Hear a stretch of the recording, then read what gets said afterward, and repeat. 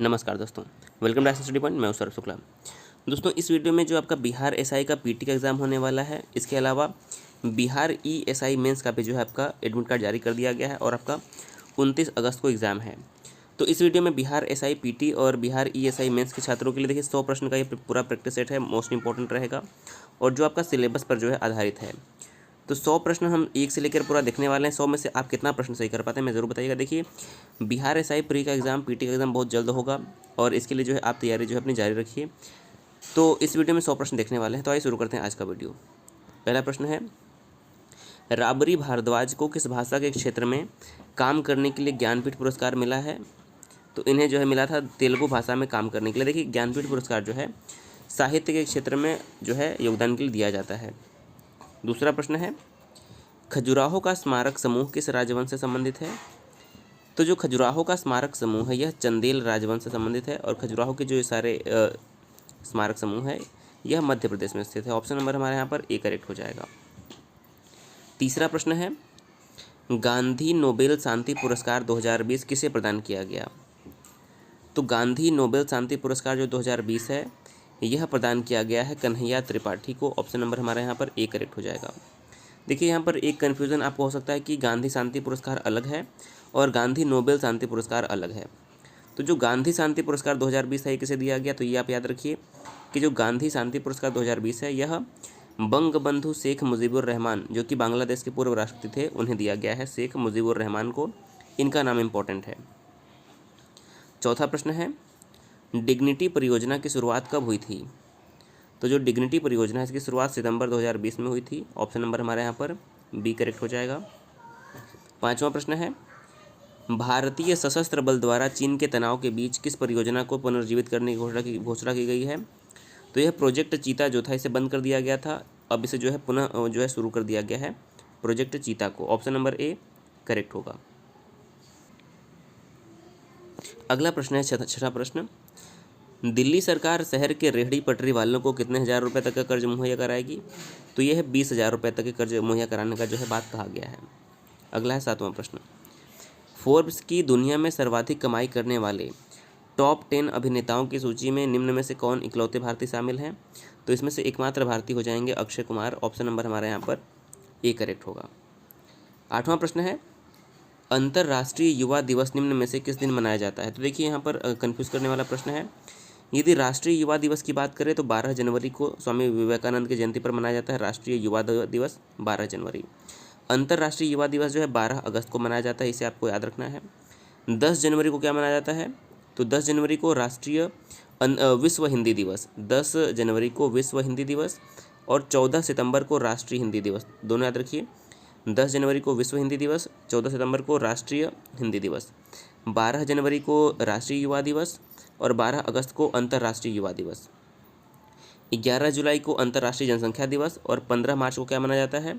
तो 15 मार्च को उपभोक्ता अधिकार दिवस मनाया जाता है। ये चारों पॉइंट आपका जो है यहाँ से क्लियर हो जाएगा। 9वां प्रश्न है, किस प्रसिद्ध उर्दू कवि का 70 वर्ष की आयु में इंदौर में 11 अगस्त 2020 को कोविड-19 में इलाज के दौरान निधन हो गया?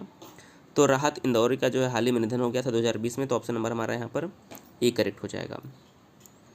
10वां प्रश्न है, एक व्यक्ति किसी वस्तु को 20% लाभ पर बेचता है। यदि वह इसे 20% कम में खरीदता है तथा 5 रुपये कम में बेचता है तो उसे 25% का लाभ होता है। तो वस्तु का क्रय मूल्य क्या होगा? तो इस प्रश्न का 10वें प्रश्न का सही उत्तर हो जाएगा, वस्तु का क्रय मूल्य जो है 25 रुपये होगा। अगला है 17वां प्रश्न, निम्न में से किस जानवर के साथ मानव टकराव पर राष्ट्रीय पोर्टल सुरक्षा लॉन्च किया गया है? तो यह लॉन्च किया गया है हाथी से संबंधित। ऑप्शन नंबर यहाँ पर सी करेक्ट हो जाएगा। 12वां प्रश्न है, समष्टि अर्थशास्त्र के पिता यानी कि जनक कौन माने जाते हैं? तो J.M. किंज को समष्टि अर्थशास्त्र का जो है जनक माना जाता है। ऑप्शन नंबर हमारे यहाँ पर ए करेक्ट हो जाएगा।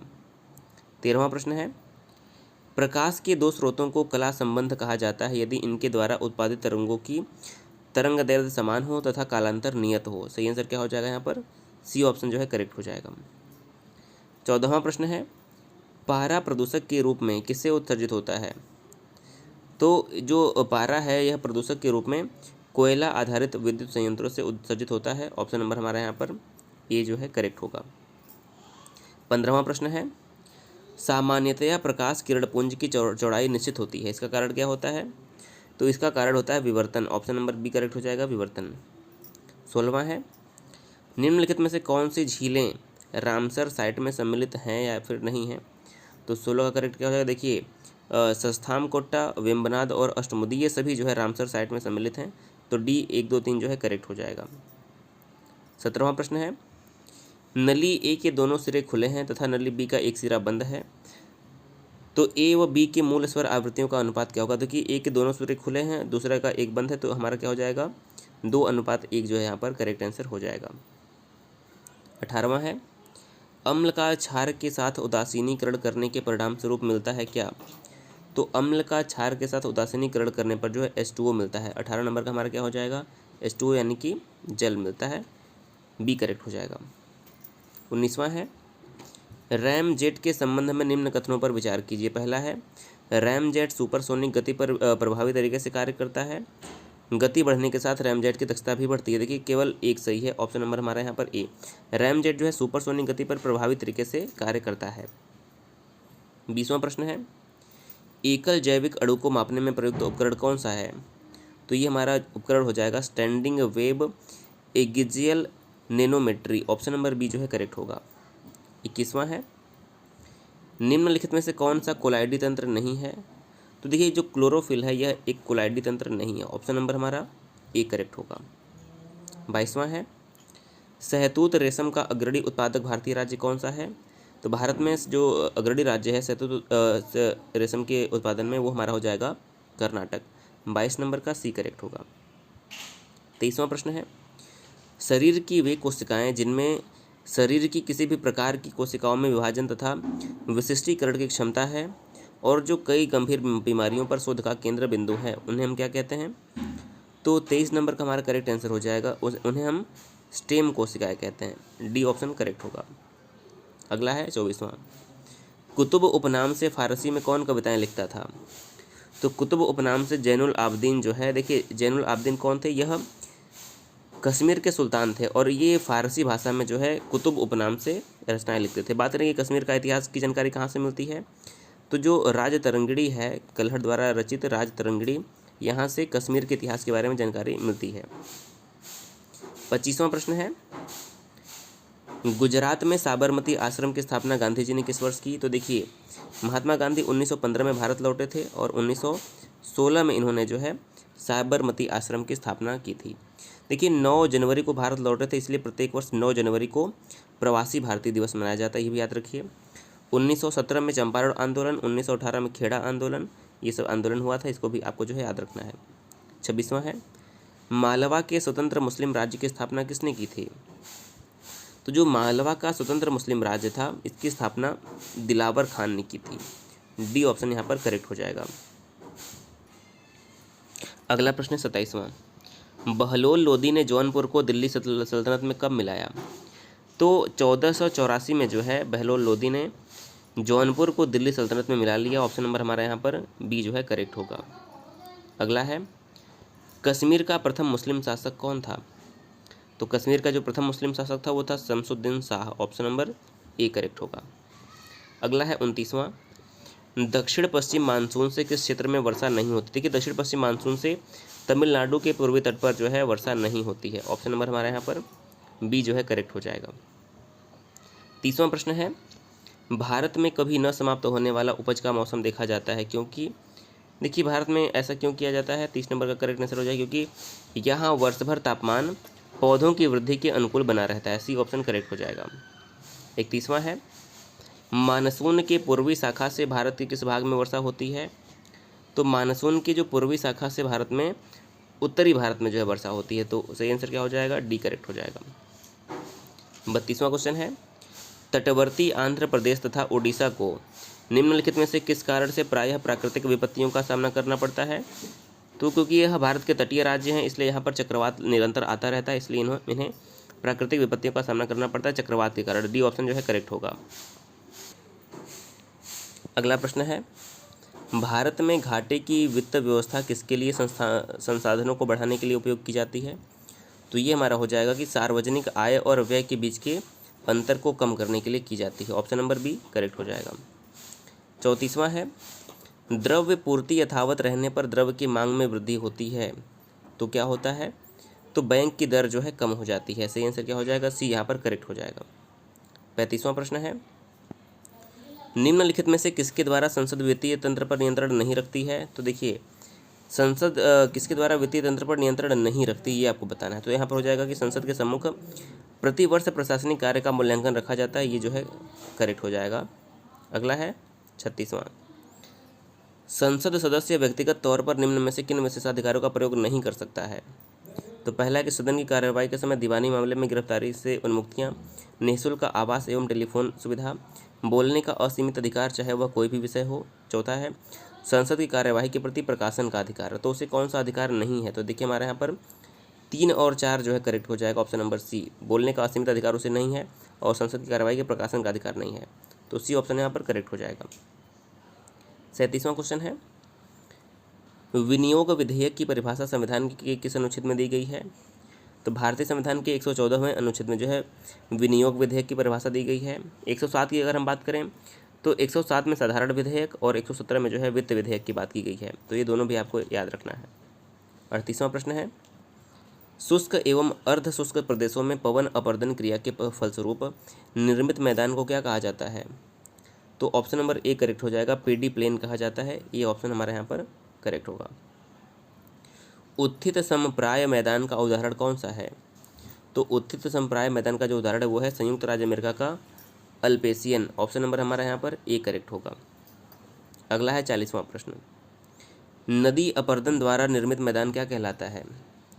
तो नदी अपर्दन द्वारा जो मैदान निर्मित होता है उसे पेनी प्लेन कहते हैं। ऑप्शन नंबर ए करेक्ट होगा। 41वां है, इरावती नदी किस में जाकर मिलती है? तो जो इरावती नदी है यह बंगाल की खाड़ी में जाकर गिरती है। ऑप्शन नंबर ए करेक्ट हो जाएगा। अगला है 42वां, निम्नलिखित कथनों पर विचार करें तथा सही उत्तर का चयन करें। पहला है कि कदम्ब वंश की स्थापना मयूर वर्ष शर्मन ने की थी, कदम्बों की राजधानी वैजयंती या फिर वनवासी थी। तो इसमें से कौन सा करेक्ट है? देखिए इसमें 1 और 2 दोनों सही हैं, तो सी ऑप्शन यहाँ पर करेक्ट हो जाएगा। 43वां है, बाण भट्ट हर्ष की तुलना भीष्म, द्रोण, कर्ण तथा अर्जुन जैसे पात्रों से करता है।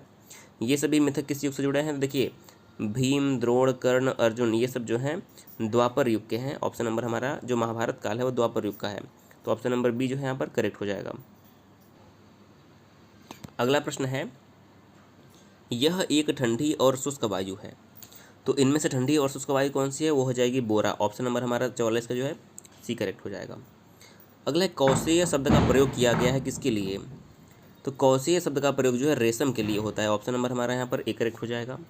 अगला है, मानचित्र में समुद्र की समान गहराइयों को जोड़ने वाली रेखाओं को क्या कहते हैं? तो मानचित्र में समुद्र की समान जो गहराइयों को जोड़ने वाली रेखाएं होती है उसे हम आइसोबाथ कहते हैं। सही आंसर क्या हो जाएगा? आइसोबाथ, सी करेक्ट होगा। दुनिया का सबसे गीला स्थान कहाँ पर है? Asia, Oceania, Africa, Australia. तो ये हमारा हो जाएगा एशिया में जो है दुनिया का सबसे गीला स्थान है। अगला कि मनसुख काम का एक भाग 10 घंटे में पूरा करता है यदि उसकी जयंती ने सहायता की जो कि 50% अधिक कार्यक्षम है, तो कितने समय में दोनों मिलकर जो है साथ जो है काम पूरा कर लेंगे? तो 48 नंबर का हमारा जो है सी ऑप्शन करेक्ट हो जाएगा। अगला देखिए, यदि किसी मूलधन पर चक्रवृद्धि ब्याज पर दूसरे और तीसरे वर्ष प्राप्त होने वाली राशि क्रमानुसार 25,088 और 28,098.56 है, तो ब्याज दर कितनी है? तो 49 का सी करेक्ट हो जाएगा, 12%। कौन सी नदी दिल्ली में है? तो दिल्ली में देखिए आपकी यमुना नदी दिल्ली में है। ऑप्शन नंबर हमारा डी करेक्ट हो जाएगा। सरयू कहाँ पर है? सरयू अयोध्या में है।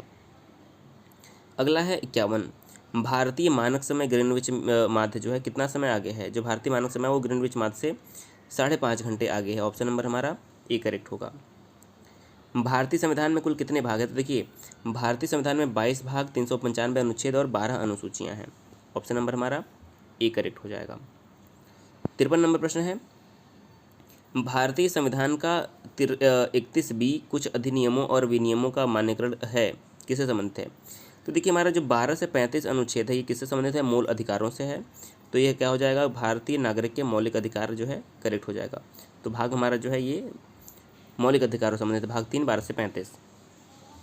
रमेश पूर्व की ओर चलना शुरू कर 30 मीटर चलता है। देखिए रमेश पूर्व की ओर चलना कर 30 मीटर जो है चलता है, फिर दाहिनी ओर मुड़कर 40 चलता है, तो दाहिनी ओर मुड़कर कितना चलता है? 40 मीटर चलता है। शुरुआती बिंदु और अंतिम बिंदु तक दूरी, ये देखिए शुरुआती से अंतिम यानी कि यहाँ से यहाँ तक की दूरी कितना हो जाएगा, 3 तरीके 9, 4 चौके 16 यानी कि रूट 25 हो जाएगा, यानी कि कितना आ जाएगा 5 यानी कि 50 मीटर। तो यानी कि 50 मीटर। और ये दिशा कौन सी है, तो दिशा जो है दक्षिण पूर्व की दिशा है। तो सही आंसर क्या हो जाएगा, 50 मीटर दक्षिण पूर्व जो है यहाँ पर डी ऑप्शन करेक्ट हो जाएगा। यदि एस का अर्थ गुणा, तो देखिए यहीं पे आप सॉल्व कर लीजिए, 44 है। तो एल का मतलब पहले देख लीजिए, एल का मतलब भाग है, तो यहाँ पर भाग का निशान लगा देंगे, 11 लिख दिया। फिर आता है एस, एस का मतलब क्या है, एस का मतलब है गुणा, तो गुणे का निशान लगा के हमने 7 लिख दिया। वी का अर्थ क्या है, वी का अर्थ है घटाना, तो यहाँ पर माइनस का निशान लगा के यहाँ पर लिख दिया 7। और एम का मतलब है यहाँ पर, एम का मतलब है प्लस, तो प्लस लगा के 9 लिख दीजिए। तो क्या हो जाएगा, 11 चौक 44, 4 बचा, 4 सत्ते 28, 28 में से 7 गया 21, और 21 प्लस 9 कितना हो जाएगा, 21 प्लस 9 30 हो जाएगा। तो यहाँ पर आंसर कितना आ जाएगा, 30 जो है डी करेक्ट हो जाएगा। 56 नंबर की ए का कद बी से लंबा है। देखिए अगला प्रश्न क्या है, ए का कद बी से लंबा है किंतु ई से छोटा है, सी सभी से छोटा है, डी ए से लंबा है किंतु ई से छोटा है। तो इन पांचों में सबसे लंबा कौन सा, तो देखिए ए का कद बी से लंबा है किंतु ई से छोटा है, ऐसे लिख लीजिए। सी सबसे छोटा है तो सी को पहले ही बाहर कर दीजिए। डी ए से लंबा है, डी जो है ए से लंबा है किंतु ई से छोटा है। तो देखिए यहाँ पर देखिए ए, यहाँ पर ए छोटा है तो ए कैंसिल हो गया, बी भी छोटा है, बी कैंसिल हो गया, और डी जो है ई से छोटा तो ई भी कैंसिल, और डी भी कैंसिल हो गया। तो बचता है क्या सिर्फ, तो ई बचेगा, तो ई जो है सबसे बड़ा हो जाएगा, ई करेक्ट हो जाएगा। एक क्रिकेट मैच में पहले 39 ओवर में 4.6 का रन रेट था, यानी कि तो बता दिए कितना रन बना। देखिए 39 गुणे 4.6 तो कितने रन हो गए, 39 गुणे 4.6 तो आपका हो गया 179.4, यानी कि पहले 39 ओवर में कितने रन बने, 179.4 ओवर रन बने। शेष 11 ओवरों में जो है 252 के रस तक पहुँचना है। तो 252 को इसमें से माइनस कर दीजिए, 252 को 179 में से माइनस कर दीजिए, तो बचा कितना, 72.6 बचेगा आपका, कितना बचेगा 72.6। तो इसको 11 ओवर में बनाना है, तो इसको 11 से भाग कर दीजिए 72.6 को। तो देखिए 72.6 को जब 11 से हम भाग करेंगे तो 6.6 आएगा, यानी कि कितना रन रेट चाहिए लास्ट के 11 ओवर में, तो 6.6 का रन रेट चाहिए। अद्भुत अयोध्या पुस्तक किसने लिखी है, जो अयोध्या के इतिहास पर प्रकाश डालेगी। तो जो अद्भुत अयोध्या है यह नीना राय द्वारा लिखा गया पुस्तक है, डी ऑप्शन यहाँ पर करेक्ट हो जाएगा। किस देश की मेजबानी में बहुपक्षीय सैन्य अभ्यास कवकाज 2020 में भाग लिया भारत ने, तो यह रूस में जो है, रूस की मेजबानी में कवकाज 2020 जो है भारत ने भाग लिया। 60वां है, भारतीय रेलवे किस राज्य में इजई नदी पर दुनिया का सबसे लंबे घाट पुल का निर्माण करेगी। तो 60 नंबर का हमारा सही आंसर क्या हो जाएगा, तो 60 नंबर का हमारा सही आंसर हो जाएगा ऑप्शन नंबर डी, मणिपुर में जो है करेक्ट हो जाएगा। देखिए अगला प्रश्न क्या है, सुरेश रैना किस खेल से जुड़े थे जिन्होंने अपने खेल से संन्यास लिया। देखिए हाल ही में महेंद्र सिंह धोनी के बाद सुरेश रैना ने भी संन्यास घोषणा कर दी थी, ये दोनों जो है क्रिकेट से संबंधित थे, सी ऑप्शन करेक्ट हो जाएगा। 62 नंबर प्रश्न है, किस राज्य सरकार ने महिला सशक्तिकरण के लिए अरुणोदय योजना जो है शुरू की है। तो 62 नंबर का देखिए ये योजना शुरू की है असम की सरकार ने।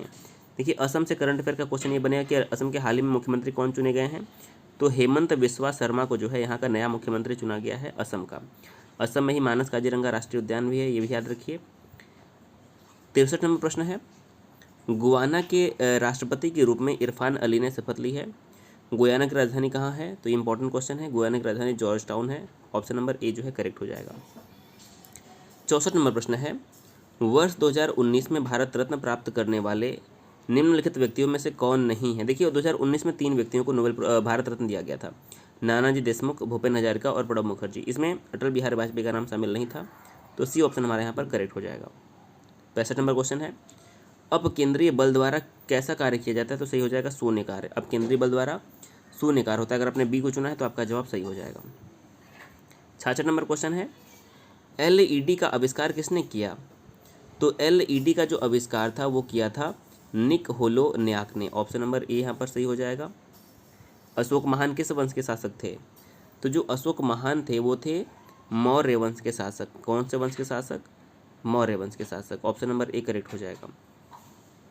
68 है, प्राचीन भारत में निम्नलिखित में से कौन सा खेल बहुत लोकप्रिय था। देखिए क्रिकेट, हॉकी, फुटबॉल ये प्राचीन काल में लोकप्रिय नहीं थे, शतरंज जो है प्राचीन भारत में लोकप्रिय था, ऑप्शन नंबर हमारे यहाँ पर ए करेक्ट होगा।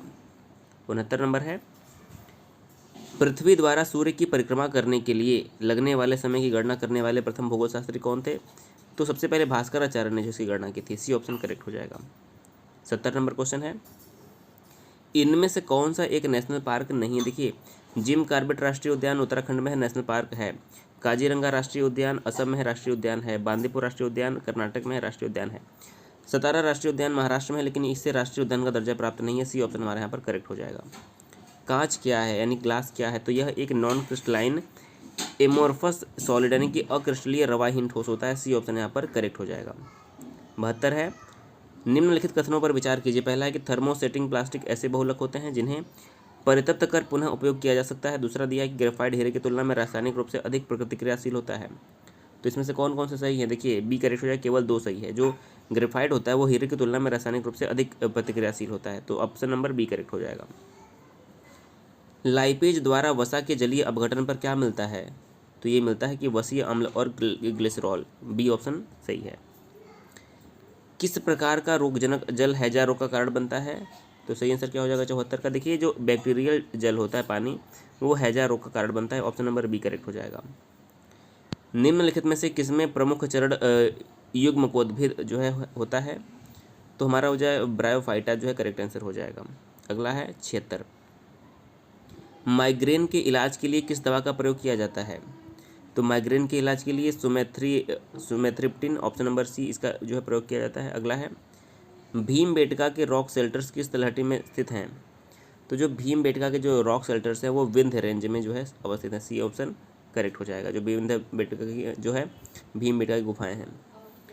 यदि राष्ट्रीय आपातकाल घोषित किया जाता है तो प्रत्येक कितने समय बाद जो है संसद का अनुमोदन प्राप्त करना आवश्यक होता है? देखिए, आपातकाल के प्रत्येक 6 माह पर जो है संसद का अनुमोदन प्राप्त होना जो है आवश्यक होता है। तो यहाँ पर 6 माह का समय करेक्ट हो जाएगा। भारत के प्रधानमंत्री के सेवानिवृत्ति की उम्र क्या होती है? देखिए, भारत में प्रधानमंत्री के सेवानिवृत्ति के लिए कोई आयु सीमा निर्धारित नहीं किया गया है। अगला है 80 नंबर, जब एक वस्तु जब तक स्थित है तब तक वह स्थित ही रहेगी, और यदि गति में है तो गति में ही रहेगी जब तक उस पर कोई बाह्य बल न लगाया जाए। ये न्यूटन का कौन सा नियम है? तो यह न्यूटन का प्रथम नियम है। ऑप्शन नंबर ए जो है करेक्ट हो जाएगा। अगला प्रश्न है 81, पुलित्जर पुरस्कार को किस वर्ष स्थापित किया गया था? तो देखिए, जो पुलित्जर पुरस्कार है इसे किस वर्ष स्थापित किया गया था? तो 81 नंबर का हमारा ए करेक्ट हो जाएगा। वैसे 1917 में, आप याद रखिए, चंपारण सत्याग्रह के साथ जोड़ लीजिए इसको। 1917 में पुलित्जर पुरस्कार को जो है स्थापित किया गया था। अगला है 82, हॉपमैन कप का संबंध किससे है? तो जो हॉपमैन कप है इसका संबंध लॉन टेनिस से है। सही आंसर क्या हो जाएगा? Lawn tennis. Option number B correct हो जाएगा। अगला है 83, छात्रों की एक पंक्ति में जॉन बाएं से 16वें स्थान पर है और जॉनसन जो दाहिने से 8वें स्थान पर है अपना अपना स्थान परस्पर बदल देते हैं। जॉन बाएं से 33वें स्थान पर हो जाता है तो पंक्ति में कुल कितने छात्र हैं? देखिए, बहुत आसान क्वेश्चन तरीका कैसे लगाना है। एक पंक्ति में जॉन बाएं से 16वें यानी कि बाएं से देखें तो बाएं से कितने पर है? बाएं से 16वें नंबर पर जॉन है, बाएं से 16वें पर है। जॉनसन दाहिने से 8वें है, तो जॉनसन किधर है? दाहिने से 8वें, यानी कि जॉनसन अभी इधर है और जॉन अभी इधर है। देखिए, जब दोनों स्थान बदल लेते हैं तो लिखा है कि जॉन बाएं से 33वें स्थान पर हो जाता है। तो देखिए, जॉन कहाँ चला जाता है? 33वें स्थान पर। अगर ये इधर आ गया तो 33वें स्थान पर हो गया। ये पहले 8वें पे था तो 8 के बगल में कितने रहे होंगे? 7 रहे होंगे। तो 33 में 7 जोड़ दीजिए, कितने हो जाएंगे? 40। तो कुल मिलाकर जो है 40 जो है यहाँ पर छात्र हैं। ऑप्शन नंबर सी करेक्ट हो जाएगा। भारतीय राष्ट्रीय कांग्रेस की स्थापना कब हुई थी? 1885 में बम्बई के गोकुल दास तेजपाल संस्कृत विद्यालय में जो है कांग्रेस की स्थापना हुई थी। संस्थापक कौन माने जाते हैं? A.O. ह्यूम जो है संस्थापक माने जाते हैं। पहले अध्यक्ष कौन थे? तो व्योमेश चंद्र बनर्जी पहले अध्यक्ष थे। दूसरा अधिवेशन कब होता है? 1886 में कोलकाता में। अध्यक्ष कौन बनते हैं? दादा भाई नौरोजी। तीसरा कहाँ होता है? 1887 में मद्रास में। अध्यक्ष कौन बनते हैं? बदरुद्दीन तैयब जी पहले मुस्लिम अध्यक्ष। और 1888 में चौथा अधिवेशन जो होता है इलाहाबाद में होता है और अध्यक्ष बनते हैं जॉर्ज यूले, और जो कि पहले अंग्रेज अध्यक्ष बनते हैं। तो ये चारों आप याद रखिए। रेक्टिफायर्स परिवर्तित करता है किसे? AC को DC में। सी ऑप्शन करेक्ट हो जाएगा। अपकेंद्रित त्वरण और स्पर्श रेखा त्वरण के बीच में कौन सा कोण होता है? तो 86 नंबर का ए करेक्ट हो जाएगा। 90 डिग्री का कोण जो है होता है। परमाणु रिएक्टर का आविष्कार किसने किया था? तो एनरिको फर्मी ने परमाणु रिएक्टर का आविष्कार किया था। ए करेक्ट हो जाएगा। 88 नंबर है, किस वर्ष शिवाजी को छत्रपति का ताज पहनाया गया? तो शिवाजी को छत्रपति का ताज 1674 में पहनाया गया। सी करेक्ट हो जाएगा। शाहजहां ने ताजमहल का निर्माण किसके लिए करवाया था? तो मुमताज महल अपनी पत्नी के लिए करवाया था। प्राग किस देश की राजधानी? तो ये चेक गणराज्य की राजधानी प्राग है। कहाँ? प्राग। 91 नंबर क्वेश्चन है, दो गोलार्धों में समान दिन रात कौन कौन से दिन को होता है, कौन से तारीख को? तो 21 मार्च और 23 सितंबर को दोनों गोलार्ध में दिन रात जो है समान होते हैं। सी करेक्ट हो जाएगा। भारत के पूर्वी और पश्चिमी तटों पर पाई जाने वाली मिट्टी कौन सी है? तो ये लेटेराइट मिट्टी है जो पूर्वी और पश्चिमी तटों पर पाई जाती है। गणेश महोत्सव का प्रारंभ किसने किया था? तो गणेश महोत्सव का प्रारंभ लोकमान्य बाल गंगाधर तिलक ने किया था। ऑप्शन नंबर हमारे यहाँ पर बी करेक्ट हो जाएगा। अगला प्रश्न है, सोडियम बाइकार्बोनेट का साधारण नाम क्या है? तो इसका साधारण नाम बेकिंग सोडा है। ए करेक्ट होगा। निम्नलिखित में तत्वों में से सबसे कम गलनांक किसका होता है? तो मरकरी का गलनांक सबसे कम होता है, 95 का। डी करेक्ट हो जाएगा। जीवाणुओं के वर्गीकरण के अध्ययन को क्या कहते हैं? तो हमारा क्या हो जाएगा? टैक्सोनॉमी यहाँ पर करेक्ट हो जाएगा। देखिए, जीवाणुओं के अध्ययन को वायरोलॉजी कहते हैं, ये भी आप याद रखिए।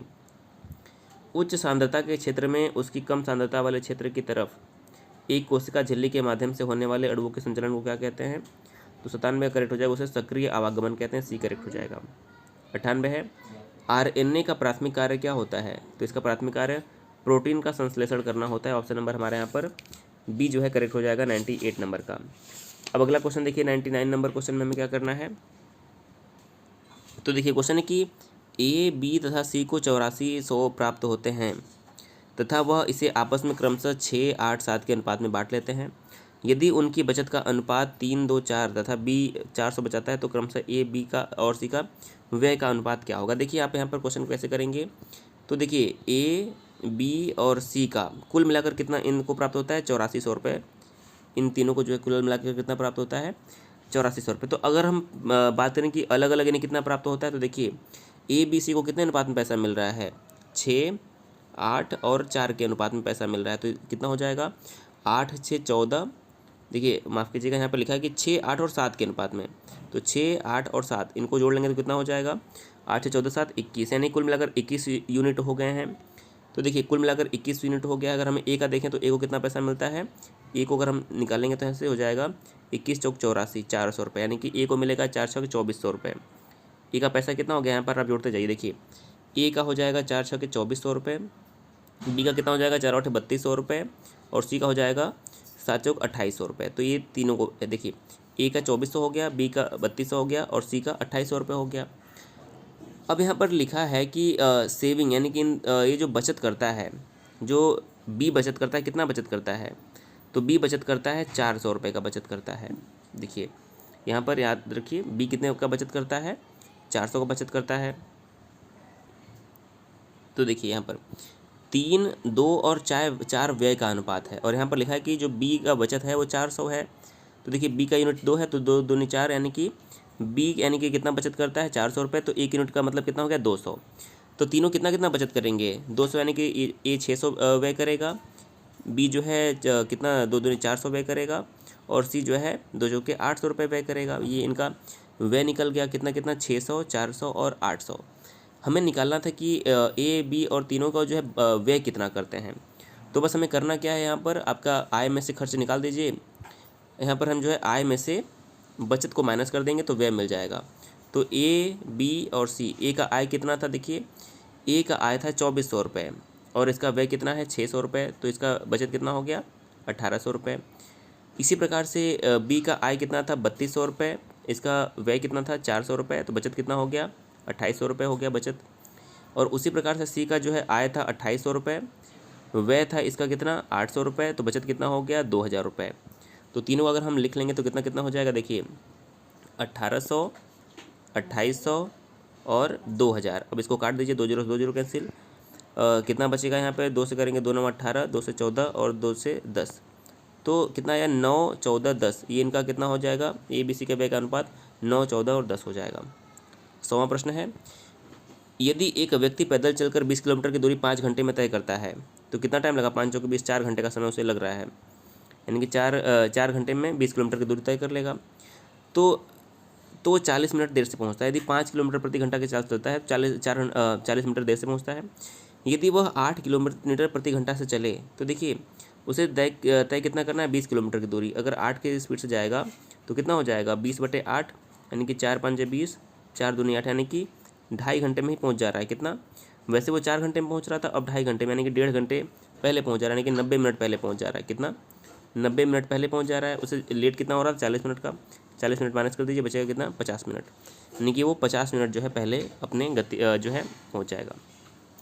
तो देखिए इस वीडियो में हमने 1 से लेकर 100 तक का पूरा प्रश्न जो है अपना सॉल्व कर लिया है प्रैक्टिस सेट का। बिहार एसआई प्री के लिए या फिर बिहार ईएसआई का अगर एग्जाम देने वाले हैं तो उसके लिए भी आपका ये मोस्ट इंपॉर्टेंट था। 100 में से आपने कितने प्रश्न सीखे हमें ज़रूर बताइएगा।